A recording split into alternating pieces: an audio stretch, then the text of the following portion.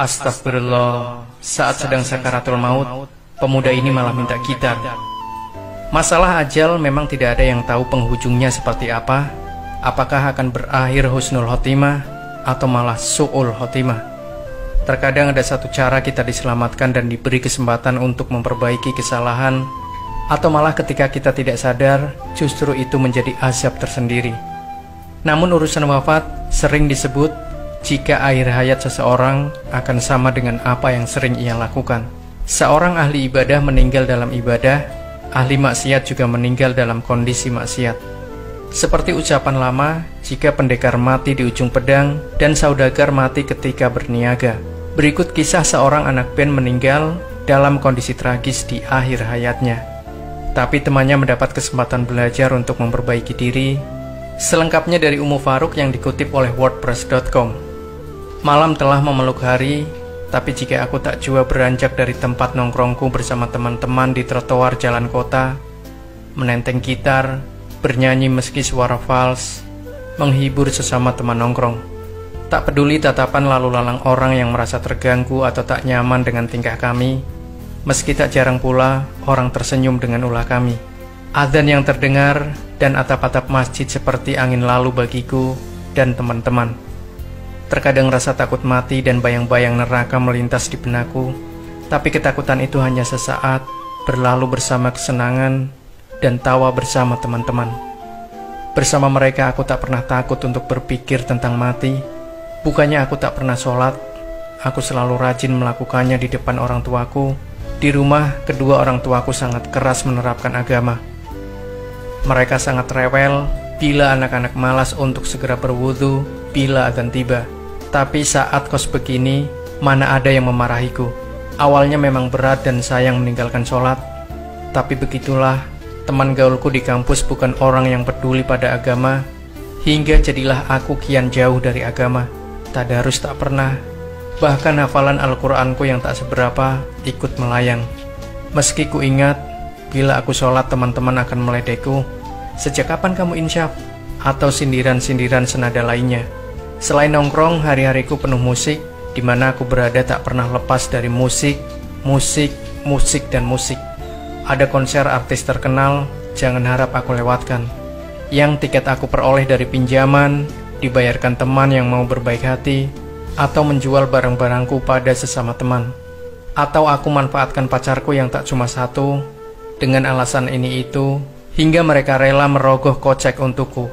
Soal tampang dan fisik, jangan tanya deh. Artis Dude Herlino, Anjasmara atau Raffi Ahmad, semua lewat. Otakku pun terbilang encer. Terbukti IP ku bagus, prestasiku di kampus lumayan. Aku pun jadi ketua klub bahasa Inggris di kampus. Soal cewek, aku tak perlu mencari, sebab mereka yang mencariku. Sebagai anak band lengkap sudah kelebihanku. Sering manggung dan menjadi terkenal, makin membuatku lupa diri. Di tengah lupa diriku, di antara teman-teman nongkrong, hanya aku satu-satunya yang tak merokok dan menyentuh minuman keras. Tapi itu bukan berarti aku bersih dari dua barang itu. Aku pernah terlatih menjadi penikmatnya, tapi tak pernah berhasil. Baru menghisap sekali sudah batuk-batuk, dadaku sesak, dan kepala serasa berputar. Padahal itu baru sekali isapan, belum habis batang. Pun saat latihan minum, baru mencicip sedikit, sudah terasa pahit dan panas di mulut. Aku terpaksa berkali-kali menyemburkannya keluar, meludah tak henti-henti. Sebab itu teman-teman menjulukiku banci. Begitulah selama hampir 7 semester, hidupku di rantau begitu glamor dan merdeka. Uang aku bisa mencari sendiri dari panggung ke panggung, atau sesekali aku menemani penggemarku jalan-jalan. Hanya jalan-jalan, tapi uang yang kudapat sungguh luar biasa. Sekali jalan paling sedikit aku dapat tips atau uang terima kasih dari wanita-wanita penggemarku antara 1 sampai 5 juta. Pernah aku diberi 10 juta tunai. Nightclub dan hotel menjadi langganan manggung bandku, dan itu kian membuat aku dan teman-teman lain makin masuk ke lubang hitam. Rawan iming-iming pesona dunia, materi juga wanita. Kadang batin terdalamku berontak, ingin beranjak, tapi sekali lagi dunia melenakanku. Seperti malam ini kami baru saja lepas manggung jam 1 dini hari. Minum-minuman keras tercium dari mulut beberapa teman.